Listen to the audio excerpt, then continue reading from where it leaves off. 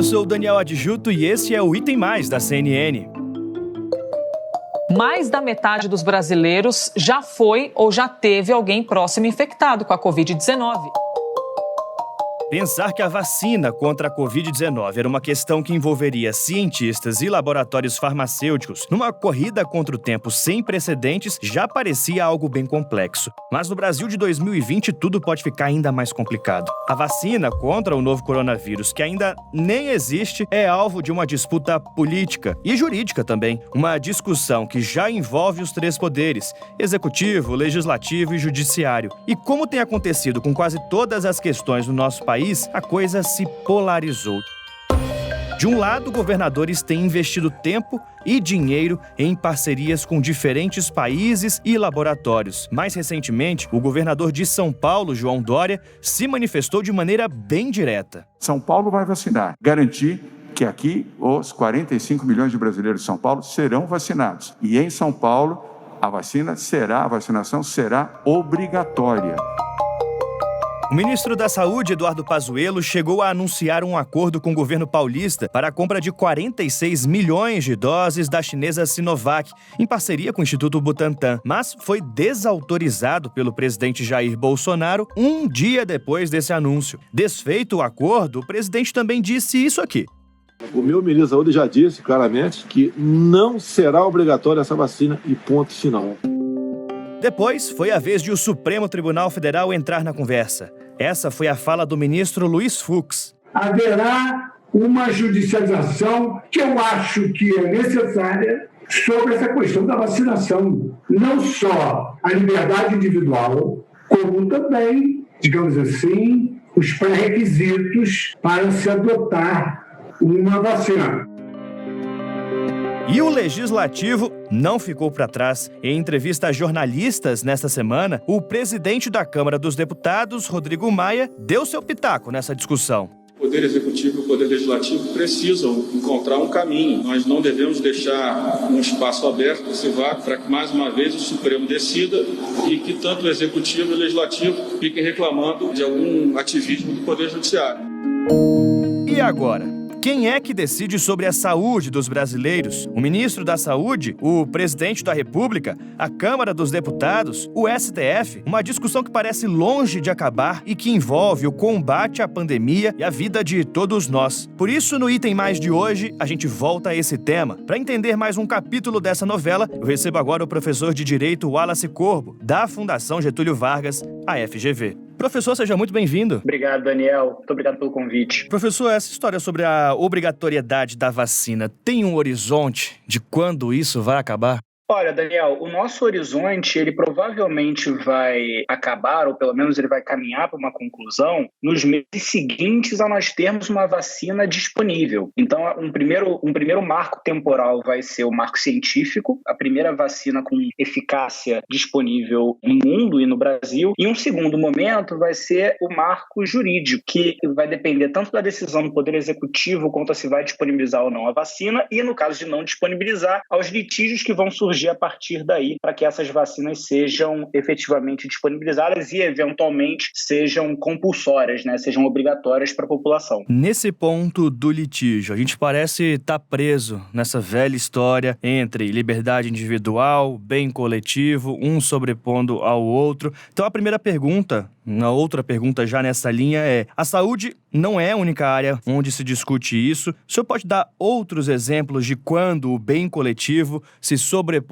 ao bem individual? Claro. Em geral, no caso brasileiro, juridicamente, essa discussão ela não é uma discussão tradicional. Se nós pularmos, por exemplo, a revolta da vacina de 1904, nós não tivemos na nossa tradição jurídica uma discussão muito forte sobre essa sobreposição do interesse público sobre o privado, porque, na verdade, ao menos desde os anos 60, 70, inclusive no regime militar, se sedimentou uma doutrina, Daniel, uma teoria jurídica que entende que o bem coletivo ele pode sim se sobrepor ao interesse individual, exatamente em casos que envolvam, por exemplo, você deu o exemplo da saúde, existem outros casos. Um caso muito clássico e tradicional que não gera nenhuma discussão no Brasil é o cinto de segurança. Talvez seja o caso mais didático que eu possa exemplificar. Quer dizer, todo mundo é obrigado a usar cinto cinto. E usar cinto de segurança não é confortável. A gente tem dores sérias no ombro por usar o cinto, fica com um extremo desconforto, mas a obrigatoriedade de usar o cinto, ela se sobrepõe ao interesse dessa pessoa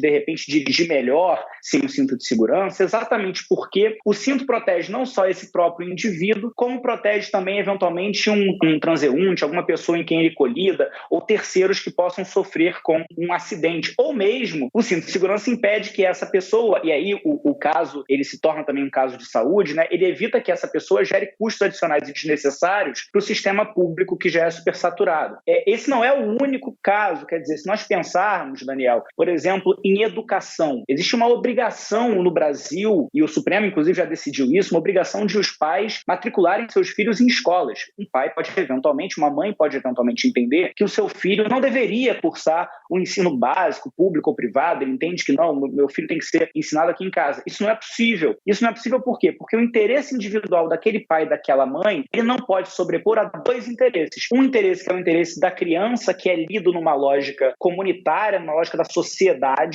o interesse do desenvolvimento da criança em sociedade, e um interesse coletivo de que nós tenhamos uma alfabetização infantil, de que nós tenhamos cidadãos preparados no futuro para viver em sociedade, para ingressar no mercado de trabalho. Então são vários os exemplos em que a nossa legislação, a nossa Constituição, ela permite e ela referenda essa lógica de que a liberdade individual, ela é claro, ela é muito importante, mas em muitos casos que envolvam interesses públicos, ela deve ceder a esses interesses. Nessa linha está o próprio uso da máscara? Nessa linha está o próprio uso da máscara. Quer dizer, Daniel, se a gente for olhar qual é o parâmetro que nós vamos usar para definir na jurisprudência, se a gente for olhar na lei, o parâmetro que a gente vai definir para dizer o que é razoável ou não impor ao indivíduo, a gente tem que buscar sempre de um lado qual é o grau de limitação da liberdade que aquela pessoa sofre, de um lado, e de um outro lado, qual é o grau em que eu promovo esse benefício coletivo de que eu estou falando. Porque eu posso dizer, um presidente, um governador, um prefeito, pode querer usar esse raciocínio para impor limitações à liberdade, por exemplo, impedir que as pessoas protestem na rua, dizendo, olha, protestos geram problemas de trânsito. E isso seria perigoso. Então nós temos sempre que olhar qual é o grau de restrição de um direito do lado e qual é o grau de promoção daquele interesse público do outro. E o caso da máscara é um bom exemplo de uma exigência que o poder público faz, que é um grau de limitação muito baixo para o indivíduo. Usar a máscara pode ser desconfortável, como é usar o cinto de segurança, mas é um desconforto banal. E em contraposição, com essa máscara eu protejo não só aquela pessoa, mas eu impeço também a propagação do vírus. Então tem um alto grau de promoção desse interesse público de promoção da saúde. Professor, a gente está numa discussão política, polêmica no nosso país sobre a vacinação ser obrigatória ou não. O direito à saúde é um direito fundamental previsto na nossa Constituição. Tem agora um embate também entre poderes, executivo, legislativo, judiciário. Com qual deles fica o poder de definir ou não a obrigatoriedade da vacinação? Daniel, em tese, a obrigatoriedade da vacina, a possibilidade de se impor uma vacina obrigatória, ela recai, a princípio, no campo dos poderes legislativo e executivo. Na verdade, com a edição da medida provisória que virou a Lei 13.979, que foi inicialmente, portanto, editada pelo presidente, confirmada pelo Congresso, a gente previu expressamente, o Brasil previu expressamente a possibilidade de a vacinação obrigatória ser um dos mecanismos para combater o coronavírus. Então, a princípio, essa decisão está com o poder legislativo e com o poder executivo. Só que o nosso sistema, e isso a gente tem visto de uma maneira muito intensa desde o início dos anos 2000, o nosso sistema tem permitido cada vez mais um controle pelo poder judiciário dos atos dos poderes executivo e legislativo que violem a Constituição ou das omissões dos poderes legislativo e executivo que violem a Constituição. Tudo isso para dizer o quê? Tudo isso para dizer que, muito provavelmente, qualquer medida que seja vista como uma medida anticientífica ou qualquer medida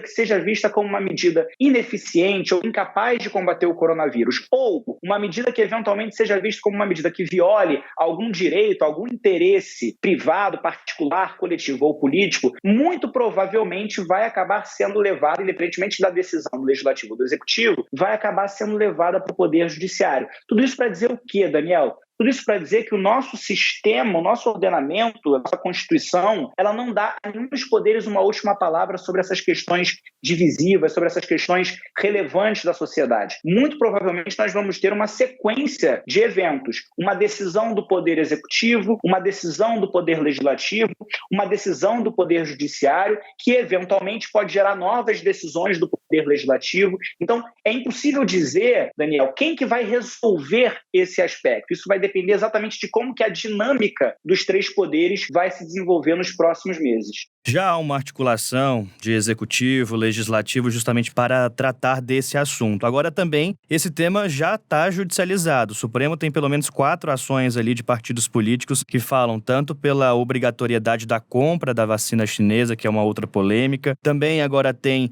a questão da obrigatoriedade da vacinação. E nesse quesito, nessas ações apresentadas pelos partidos PDT, PTB, a gente tem aqui justamente a questão da autonomia de estados e municípios para definir isso. Como que a gente vai ter essa resposta a partir do judiciário, fazendo um paralelo com o que a gente viu com as medidas de flexibilização? Deve sim também caber aos governadores e prefeitos determinar essa questão justamente da vacinação obrigatória? No tema da saúde, do combate ao coronavírus, Daniel, o judiciário, o STF especialmente, tem se posicionado no sentido de buscar onde está o que eles entendem ser a decisão mais técnica e mais protetiva da saúde. Esse é um parâmetro novo, esse é um parâmetro recente, que vem sendo construído nos últimos 3 anos, mas que veio muito forte com o coronavírus, que é a lógica de dizer que os poderes dos governadores, dos prefeitos ou do presidente, eles não se excluem. Vai atuar, vai agir aquele que tiver mais condições de avançar o direito à saúde naquele local. Então, isso foi o que o STF decidiu nesse caso que você mencionou, que é o caso do isolamento social. Como o STF vai decidir com relação ao poder ou com relação à autoridade para impor mecanismos de vacinação compulsória? Bem, a princípio, o programa de imunizações no Brasil, ele é nacional. E foi importante que ele tenha sido assim porque ele se coordenou nacionalmente, inclusive a partir do SUS. Mas o SUS, ele também está sujeito não só à supervisão da União, mas também, hierarquicamente, os hospitais, os diferentes hospitais e postos de atendimento, eles estão sujeitos à autoridade dos governadores e dos prefeitos. O que isso acaba significando? Significa que o Supremo pode vir a concluir, como ele concluiu nessa outra ação, que os governadores e os prefeitos podem adotar medidas para garantir a máxima vacinação. Se vacinação compulsória ou não, também vai depender de qual vai ser a decisão que vai ser tomada nos próximos meses. Mas certamente, Daniel, essa é uma discussão que já está judicializada, mas se não houver algum tipo de acordo entre o Legislativo e o Executivo no campo nacional sobre o tema, muito provavelmente o STF vai acabar decidindo, e é possível que, se ele aplicar o mesmo entendimento que ele aplicou sobre o isolamento social, que ele entenda sim que os governadores e os prefeitos podem adotar medidas para garantir a vacinação, inclusive compulsória. Então a gente pode ter, professor, decisões diferentes de governadores de acordo com o alinhamento político de cada um deles, governadores e prefeitos? Sim, a princípio, se o STF decidir que os governadores e os prefeitos podem adotar medidas diferentes para a vacinação, esse seria o resultado. Mas tem um aspecto importante aqui, Daniel. O aspecto importante é que, desde a presidência do ministro Toffoli e agora na presidência do ministro Fux, o STF tem se colocado no sentido de decidir a partir da técnica, a partir da ciência, a partir do que dizem os especialistas. Por que eu estou falando isso? Porque se nos próximos meses surgir uma vacina, surgir qualquer tipo de tratamento que se revele cientificamente adequado em termos de segurança, em termos de eficácia, é possível sim que os ministros, com base no direito à saúde, determinem algum tipo de medida nacional ou obriguem, como é o caso de alguns pedidos que têm sido formulados, obriguem os governadores, os prefeitos ou o presidente a apresentar um plano que seja um plano razoavelmente uniforme para garantir essa vacinação ou o uso do tratamento que venha a ser descoberto. Então, mais fácil conversar, né, professor? Com certeza, seria muito mais fácil conversar. Mas o que nós vemos hoje é que a conversa tem sido cada vez mais difícil por conta dessa politização do debate sobre saúde. Professor Wallace Corbo, da FGV, muito obrigado por conversar com a gente aqui no Item Mais. Muito obrigado a você, Daniel. Até a próxima. Na segunda parte do episódio, eu converso com a pediatra Mônica Levi, diretora da Sociedade Brasileira de Imunizações. Doutora Mônica, muito obrigado por conversar com a gente. Olá, boa tarde a todos. Obrigada a você pelo convite. Doutora, já começo o nosso papo pedindo para a senhora falar um pouquinho sobre como a cobertura vacinal ampla funcionou no passado, quais as doenças o Brasil conseguiu erradicar justamente a partir da vacinação. A gente tem várias doenças que ou foram erradicadas ou foram muito controladas, né? Vamos citar poliomielite, já está erradicada das Américas há décadas, sarampo, que estava controlado e agora descontrolou por conta de baixa cobertura vacinal, mas era uma doença considerada controlada. Erradicada, a gente tem a rubéola, a síndrome da rubéola congênita, tétano neonatal, poliomielite, temos também a varíola, né, que isso já é da década de 70, e tudo isso graças à vacinação com altas coberturas. A gente sabe que a obrigatoriedade da vacina já existe em alguns casos. A senhora pode lembrar alguns desses casos em que a vacinação é obrigatória para quais doenças? Veja bem, existem dispositivos legais da vacinação ser obrigatória de acordo com as recomendações do Ministério da Saúde para todas as doenças nos calendários, né? Existe uma lei de 1974 que diz que todo cidadão deve se submeter, o cidadão ou os menores que estão sob sua guarda, tem a responsabilidade de vacinação obrigatória. Isso existe mecanismo legal. Para a criança, em especial, existe outra lei particularizada para a criança, também tem o Estatuto da Criança e do Adolescente. Quer dizer, por lei, é obrigatória, mas nem sempre a lei assim funciona nesse sentido, né? São casos raros assim que realmente se faz a vacinação compulsória aqui no país. Quais casos, por exemplo, a senhora pode explicar para quem nos ouve? Olha, com crianças, que essa lei funciona um pouco melhor, é o último recurso que se usa a vacinação compulsória, perda de guarda, denuncia-se ao Conselho Tutelar e o juiz pode determinar a perda da guarda dos responsáveis, né, pela criança.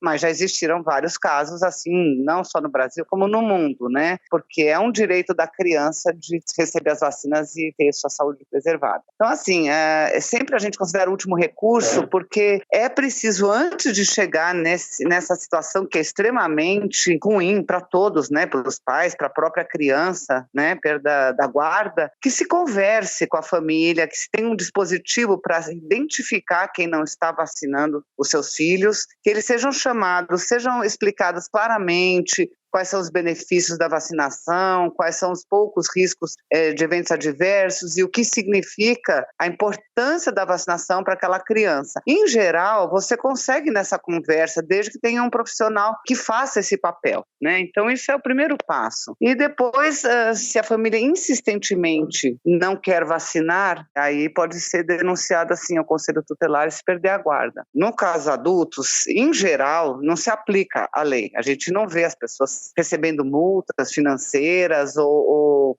sendo denunciadas em instâncias jurídicas porque ela não se vacinou. Mas o que acontece? O que se entende que o benefício da vacina não é só para quem é vacinado, mas também para a saúde pública. Porque quem opta por não se vacinar ou não vacinar seus filhos, aumenta o risco de outras pessoas adoecerem. Ou pessoas que não tenham, crianças que não tenham idade ainda para receber determinada vacina, no caso, por exemplo, eu vou dizer o sarampo, ou pessoas que tenham contraindicação porque elas são imunocomprometidas. Então, assim, a opção de você não se vacinar não é sempre que a liberdade individual é possível que seja aplicada. Tem que pensar também no direito coletivo, é a sobreposição da sociedade sobre o indivíduo, né? Então, quando é uma doença de baixa prevalência, por exemplo, a gente pega uma doença que hoje quase não se vê, como, sei lá, vamos supor, rubéola. Não se usa muito esses dispositivos legais, não se justifica a vacinação compulsória exclusiva para rubéola hoje, porque a comunidade, a sociedade está vacinada graças à situação de altas coberturas vacinais e que a gente não está tendo circulação, ou está tendo uma baixíssima circulação de determinado agente. Agora, quando você fala de uma doença como, por exemplo, agora o coronavírus, de alta contagiosidade, alta mortalidade, e isso pode tornar a vacinação compulsória justificável e ética. A senhora defende um maior rigor, uma legislação específica para a Covid-19, já que estamos nesse embate legislativo, executivo, judiciário, como que a senhora vê pela parte da Sociedade Brasileira de Imunização? Olha, em fevereiro desse ano, foi aprovado o projeto de lei na Câmara dos Deputados que estabelecia regras para controle da pandemia, né, em todo o território nacional. Isso incluía a quarentena dos suspeitos de contaminação, realização compulsória de exames laboratoriais quando forem justificados, e a vacinação está dentro de toda essa legislação que foi aprovada em fevereiro desse ano. Então, A lei permite a compulsoriedade, mas eu acho que nós estamos muito precoces nessa discussão, porque a gente ainda nem tem vacina. Não sabemos quanto essas vacinas vão proteger, quanto que a gente precisa ter de percentual da sociedade vacinado ou imune por doença, para que a gente tenha uma proteção coletiva. E quando essas vacinas chegarem, elas vão obedecer uma logística de grupos prioritários. Vai vacinar primeiro o profissional da saúde, os idosos, os grupos de maior risco. Isso já está sendo pensado, não só aqui no Brasil, pela OMS, para o mundo inteiro. Então, eu acho muito precoce a gente estar agora discutindo compulsoriedade de quem não vai se vacinar. A gente nem vacina tem aqui ainda, né? E esse é o mesmo sentimento no Supremo Tribunal Federal, pelo menos pelo que a gente consegue apurar até o momento, é justamente isso dos ministros, que é um debate que ainda precisa amadurecer. Falando desse movimento anti-vacina, que é algo que já existe no mundo como um todo, no Brasil tem ganhado força nos últimos meses. Como que a senhora avalia esse movimento anti-vacina? Na verdade, o movimento anti-vacina já existe há muito tempo. No Brasil ele é fraco, desorganizado. O que a gente está vendo mais é uma questão política, né? Aconteceu isso com a cloroquina, com os medicamentos para a Covid, e agora está essa polêmica toda também em cima da vacina. Não vejo que isso seja organizado por grupos antivacinistas. Pelo menos é o que eu percebo, que a gente vê na mídia, quando você tem publicação em Facebook, Instagram, no Twitter, sobre um evento de vacina, você vê os comentários, não são dos antivacinistas, não são argumentos, são decisões políticas. Não vou fazer e acabou. Ou até preconceituosas, né? Não vou fazer, por exemplo, a vacina chinesa. Não é enraigada a argumentação que os grupos antivacina têm. O grupo antivacina existe uma argumentação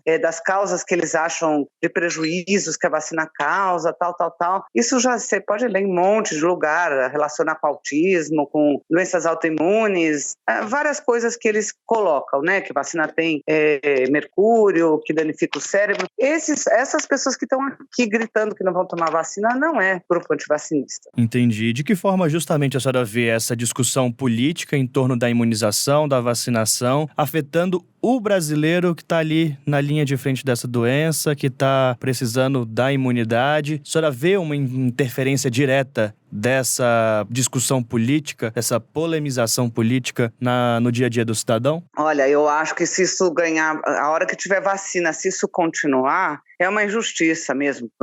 Começando com os grupos de alto risco, que é profissionais da saúde. Essa noite faleceu um amigo meu que estava trabalhando na UTI de Covid.